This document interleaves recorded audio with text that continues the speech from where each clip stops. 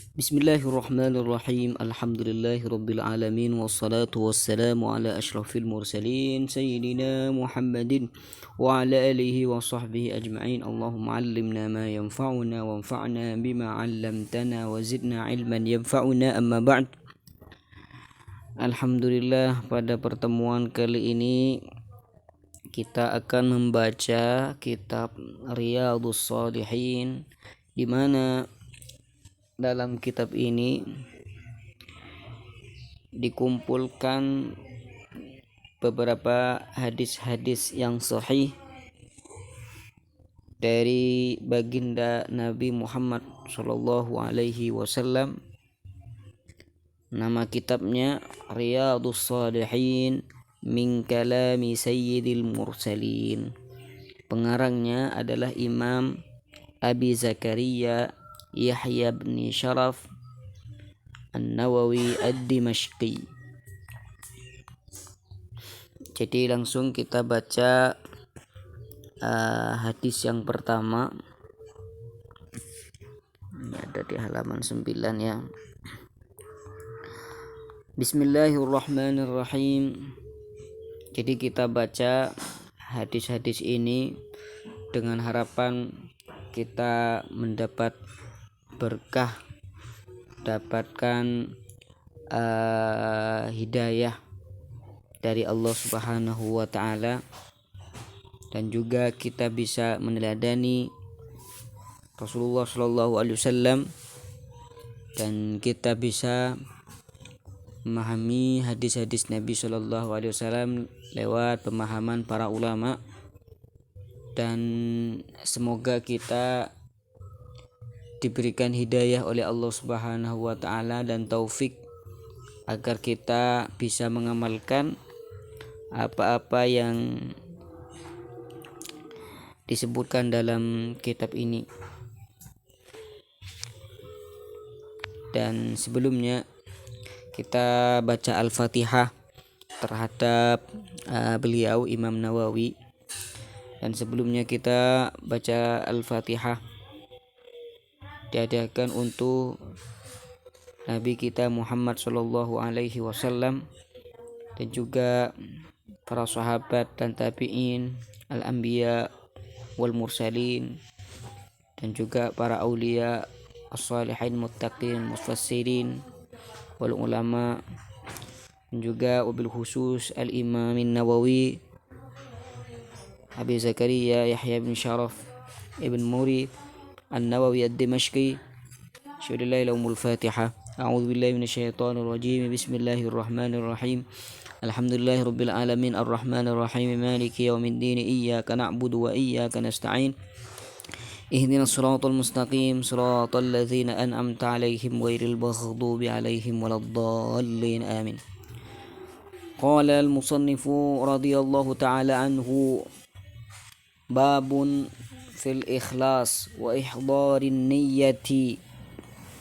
Jadi bab ini menerangkan akan anjuran untuk selalu ikhlas. Jadi babul ikhlas wa ihdarin niyyah.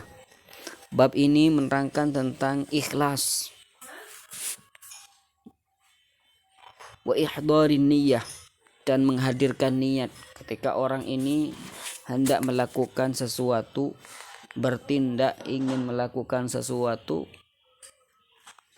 maka itu butuh niat.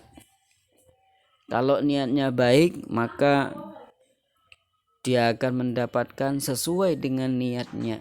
Innamal a'malu binniyat fi jami'il a'mali wal aqwali wal ahwalil barizati wal khafiyah. Jadi ikhlas dan adanya niat di sini ini di semua pekerjaan, tindakan-tindakan kita, perkataan-perkataan kita, keadaan-keadaan kita yang tampak atau yang tidak tampak, semuanya itu butuh niat. Kalau niatnya baik, maka akan menjadi baik. Dengan niat, kebiasaan, al-adah, kebiasaan bisa jadi ibadah. orang makan bisa saja mendapatkan pahala ketika diniatkan dengan niat yang baik. Maka semuanya akan menjadi ibadah dengan niat. Orang tidur ini ada kebiasaan, bisa saja kebiasaan yang tidak ada pahalanya sama sekali. Tapi kalau didasari dengan niat yang soleh, niat yang baik, dengan niat bisa mampu untuk melaksanakan ibadah, dengan niat orang itu tidur bisa kuat untuk bangun malam dan bermunajat pada Allah Subhanahu wa taala, maka orang tersebut, tidurnya orang tersebut akan diberikan pahala oleh Allah Subhanahu wa taala. Di sini beliau al-musannif mengutip ayat-ayat yang menuntut kita untuk selalu ikhlas. Qala Allah Ta'ala, Allah Subhanahu wa taala berfirman, "Wa ma umiru illa liya'budullaha mukhlishin." Jadi mereka orang-orang Yahudi, mereka tidak diperintahkan oleh Allah Subhanahu wa taala kecuali hanya menyembah pada Allah Subhanahu wa taala dalam keadaan ikhlas, tidak syirik, tidak menyekutukan Allah Subhanahu wa taala. Mukhlishina lahuddina hunafa'a wa yuqimus salata wa yu'tuz zakah. Dalam keadaan ikhlas dalam beragama, lurus, tidak miring, tidak condong. Wa yuqimus salata wa yu'tuz zakah wa dzalika dinul qayyimah. Dan mereka tidak diperintahkan oleh Allah Subhanahu wa taala kecuali mendirikan salat, melaksanakan salat dan menunaikan zakat. Wa dzalika dinul qayyimah, dan itu semua adalah dinul qayyimah, agama yang lurus. Disebutkan dalam beberapa penafsiran, dinul qayyimah adalah dinul malaikah, agama malaikat, atau millati Ibrahim, atau yang dia mengatakan itu adalah agama Ibrahim. Jadi walaupun mukhatabnya atau orang-orang yang merupakan sabab nuzul dari ayat ini berbicara berkenaan dengan orang-orang Yahudi, tapi di sini juga orang-orang Muslim itu juga masuk. Orang-orang yang mukmin ini juga masuk. Jadi kita kalau beribadah, melaksanakan sholat, melaksanakan membayar zakah dan semacamnya, maka kita itu dituntut untuk ikhlas. Wa qala ta'ala lan yanalallaha luhumuha wala dima'uha walakin yanaluhu taqwa minkum. Dan juga di sini firman Allah Subhanahu wa taala, tidak akan sampai kalian pada keridaan Allah Subhanahu wa taala daging-daging unta yang mereka korbankan, darah-darah unta, ini tidak akan menyampaikan mereka terhadap keridaan Allah Subhanahu wa taala. Tapi walaki yanaluhu taqwa minkum, kan tapi yang menyampaikan mereka akan keridaan Allah Subhanahu wa taala adalah takwa dari kalian. Jadi kalau orang itu berkorban tidak didasari dengan niat yang baik, maka ini artinya sia-sia, tidak ada artinya. Ini artinya tidak ikhlas. Jadi kata sebagian ulama, ibadah ini seakan-akan angka kosong, ya nol ya. Ikhlas ini adalah angka 1. Jadi ibadah, andai kata ibadah sholat 0, zakat 0, puasa 0, tapi ikhlas adalah angka 1 yang ada di depan 00 yang tadi. Artinya apa? Artinya kalau semua sholat, zakat, dan puasa ini tidak ada niat sama sekali, tidak ada ikhlas sama sekali, maka nilainya adalah 0. Tapi kalau ada ikhlas, maka ada angka 1 yang ada di depan 00 yang tadi, sehingga 03 bisa jadi 1000 kalau ada ikhlas. Kalau gak ada ikhlas, maka hasilnya adalah 000, tidak ada artinya. La yanalallaha luhumuha wala dima'uha walaki yanaluhu taqwa minkum. Wa qala ta'ala qul in tukhfu ma fi sudurikum aw tubduhu ya'lamhullah. Apa yang katakan ya Muhammad pada mereka, bahwasanya apa yang kalian sembunyikan di hati kalian atau yang kalian tampakkan, ya'lamhullah, semuanya akan diketahui oleh Allah Subhanahu wa taala. La yakhfa 'alallahi syai', tidak ada yang samar bagi Allah Subhanahu wa taala. Semuanya diketahui oleh Allah Subhanahu wa taala. Shaghir wa kabir, yang kecil atau yang besar, semuanya diketahui oleh Allah Subhanahu wa taala. Innallaha alim, sungguhnya Allah Subhanahu wa taala Maha mengetahui. La yakhfa alaihi syai'un, tidak ada yang samar bagi Allah Subhanahu wa taala. Syai' ini nakirah. Nakirah ini syai' merupakan nakirah, paling nakirah masyai'. Jadi suatu yang kecil apapun atau yang sebesar apapun termasuk pada syai'. Dan la yakhfa alaihi syai'un, kata ulama usul, syai'un di sini adalah nakirah dalam susunan nafi, itu berfaedah umum. Umum adalah mencakup semua makna, yang kecil atau yang besar, yang diketahui oleh manusia dan tidak diketahui oleh manusia, semuanya dicakup oleh lafaz syai'. Dan Allah Subhanahu wa taala la yakhfa alaihi syai', tidak ada yang samar bagi Allah Subhanahu wa taala. Ikhlas ini diketahui oleh Allah Subhanahu wa taala. Orang yang di dalam hatinya itu ada niat busuk, ada niat baik, semuanya diketahui oleh Allah Subhanahu wa taala, sehingga oleh Allah Subhanahu wa taala akan diberikan pahala sesuai dengan niatnya. Ini merupakan kutipan-kutipan ayat yang menerangkan dan menganjurkan kita agar ikhlas. Hadis yang pertama, an Amiril Mu'minin Abi Hafsin Umar bin Al-Khattab bin Nufail bin Adi Abdul Uzza bin Riyah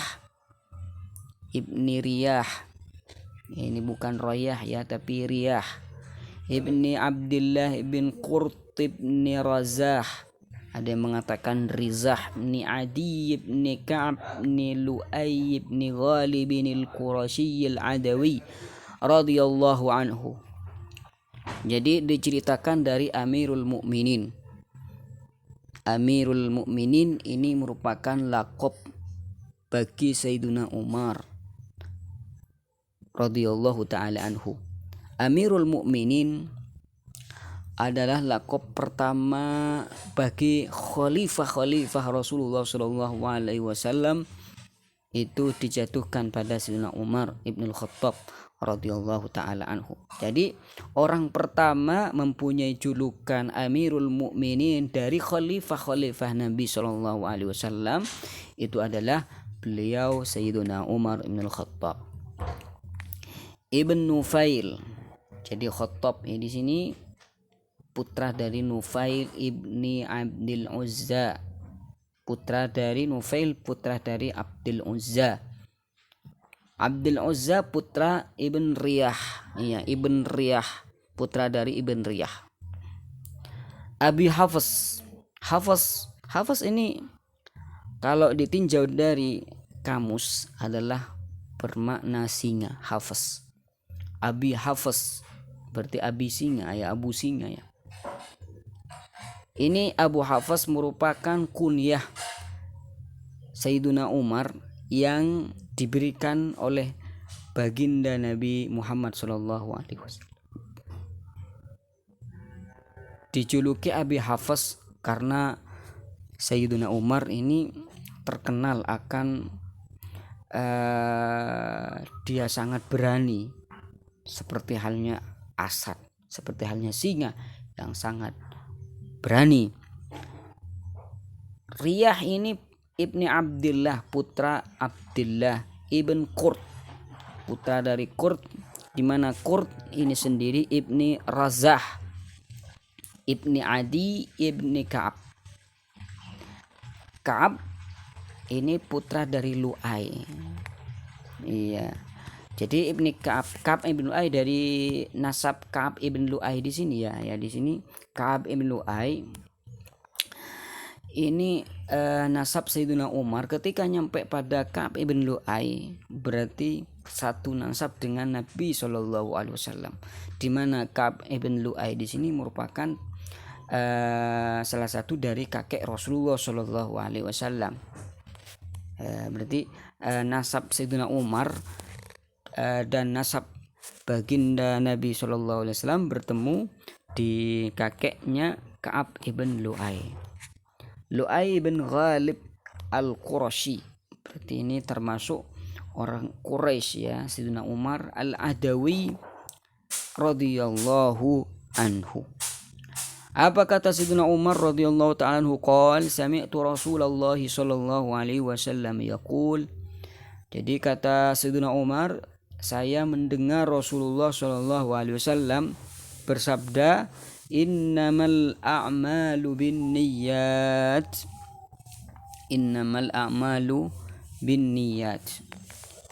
Kata Nabi sallallahu alaihi wasallam, innamal a'malu binniyat.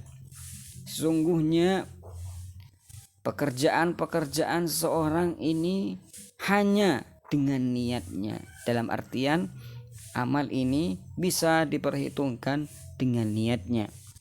Wa innama likulli imri'in ma nawa. Sungguhnya seorang ini tergantung apa yang ia niatkan. Faman kana hijratuhu ila Allahi wa rasulih fa hijratuhu ila Allahi wa rasulih. Barang siapa yang hijrahnya, ya jadi kan ada perintah hijrah tuh, hijrah dari Mekah ke Madinah. Apabila dalam hijrahnya ini untuk Allah dan untuk Rasulullah, fa hijratuhu ilallahi wa rasulih, maka niat hijrahnya pun untuk Allah dan untuk Rasulullah, sehingga ada pahala di balik niatnya. Kalau hijrahnya dari Mekah ke Madinah untuk niat yang lain misalkan, maka sesuai dengan niatnya. Kalau niatnya adalah mengikuti Nabi, mengikuti Allah Subhanahu wa ta'ala, maka otomatis dia akan mendapatkan pahala hijrahnya, yaitu mendapatkan pahala hijrah. Fa hijratuhu ilallahi wa rasulih. Wa man kanat hijratuhu lidunya yusibuha.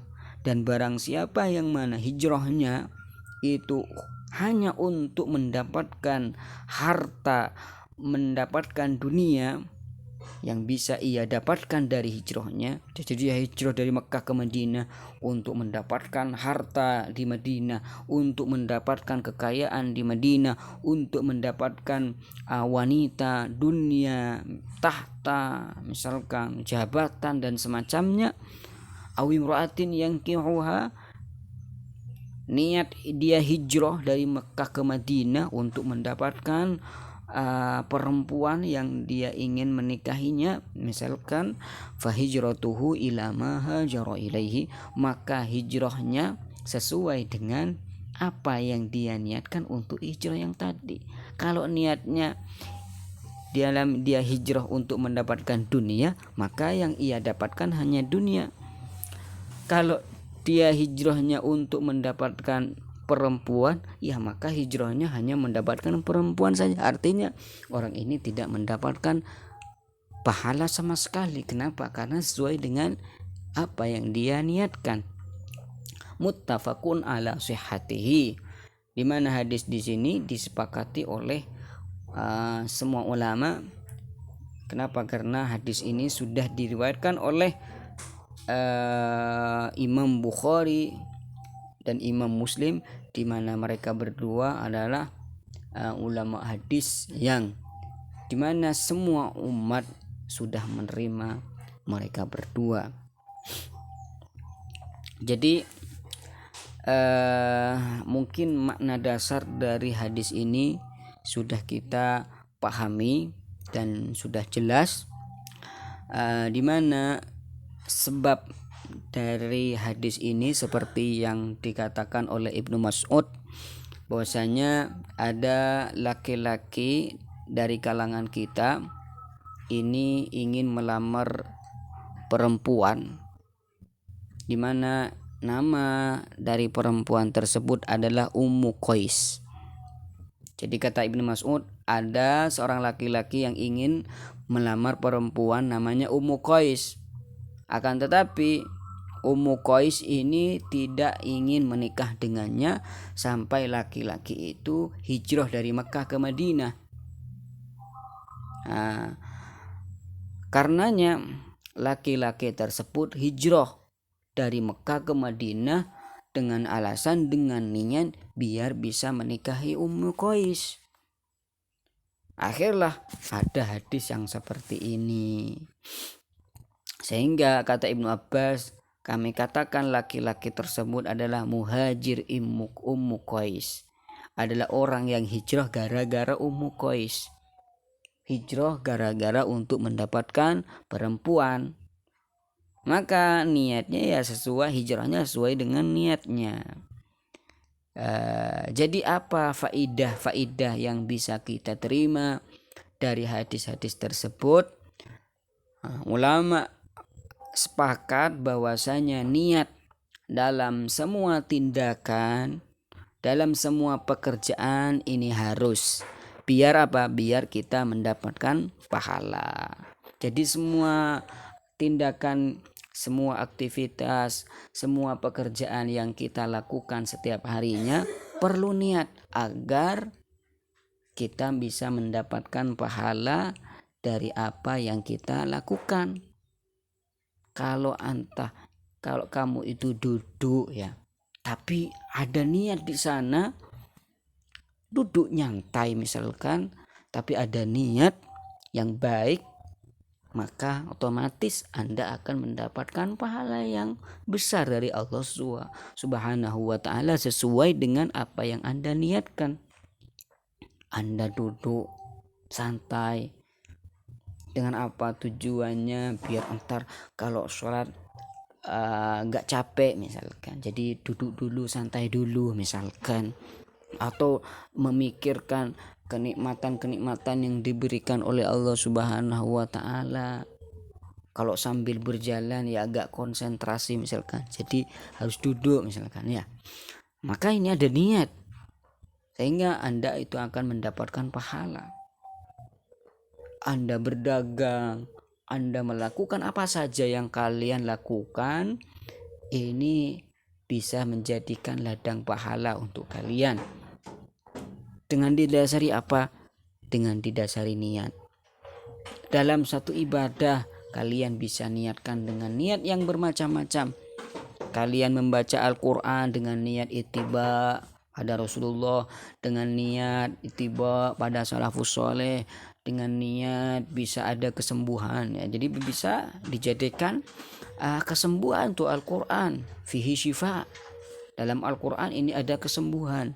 Diniatkan bisa hati bisa tenang, diniatkan dzikir pada Allah Subhanahu wa ta'ala, diniatkan yang macam-macam lah, biar mendapatkan pahala yang juga bermacam-macam.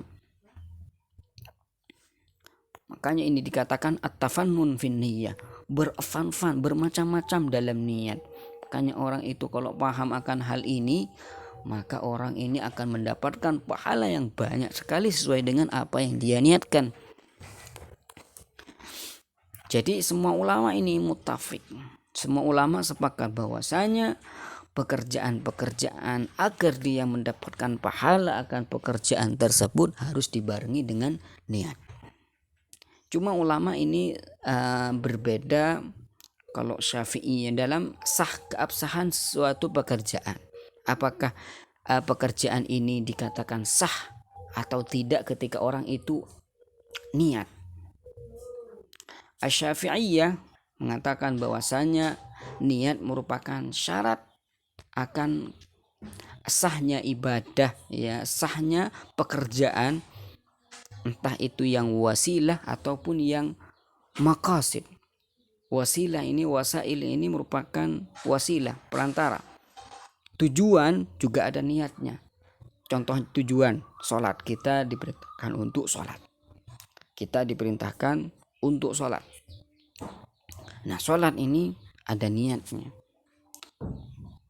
Wasilah biar kita bisa sholat adalah harus wudu. Wudu apakah juga ada niatnya? Harus ada niat. Kata Imam Syafi'i harus, karena wudu merupakan wasilah lil sholah.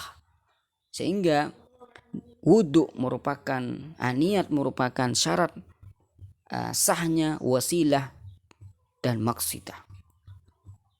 Wasilah juga ada niatnya, maksidahnya juga, maqasidnya juga ada niatnya. Salat juga ada niat, pun wudu juga ada niatnya. Kalau Hanafiyah mengatakan kalau maqasidnya harus ada niat, tapi wasilahnya gak usah niat. Jadi kalau sholat harus niat, tapi wudu gak usah niat. Ini perbedaan pendapat ulama dalam syarat sahnya pekerjaan. Kemudian yang bisa kita ambil faedah yang kedua dari hadis ini adalah niat ini berada di dalam hati. Innamal a'mal binniyat. Dan niat ini, niat apa nih yang dikatakan niat? Niat ini bukan talafuz, bukan penglafatan. Nawaitu bukan itu niat. Niat itu namanya talafuz. Itu namanya talafuz. Melafazkan niat. Niat itu ada di hati. Jadi apa yang dikatakan niat? Niat itu adalah keinginan yang tinggi untuk melakukan pekerjaan. Jadi kalau Anda itu sudah berdiri tegak untuk melaksanakan sholat 5 waktu, berarti secara otomatis Anda itu sudah niat. Kalau memang betul-betul Anda itu berdirinya tegaknya Anda untuk sholat, itu sudah ada niat. Ada pun pelafazan nawaitu atau usolli itu hanya penglafatan saja, biar hati bisa konsentrasi, biar hati bisa dapat mengarah terhadap ibadah yang akan dilaksanakan.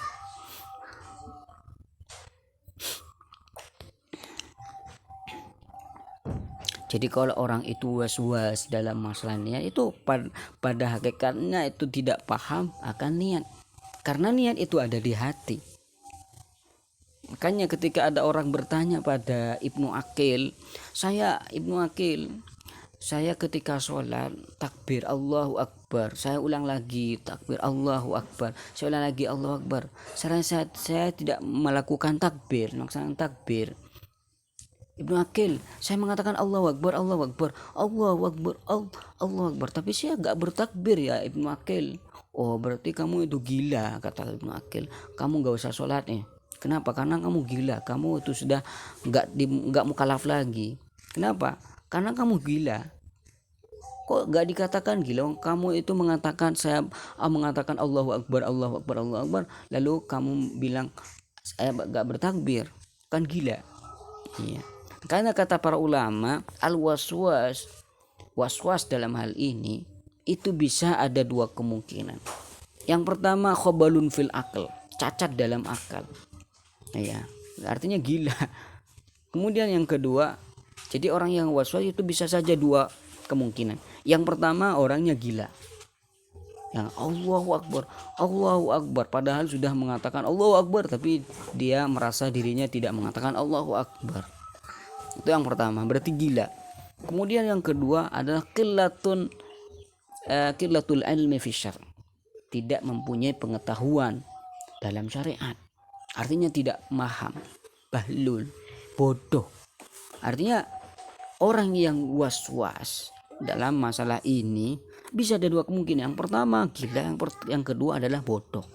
Karena orang itu, kenapa para ulama itu ya walaupun ada was-wasnya dikit tapi tidak terlalu was-was yang begitu ekstrim ya. Kenapa mereka kok seperti itu? Ya karena mereka ya ulama, tahu. Yang banyak nggak tahu, itu yang was-was.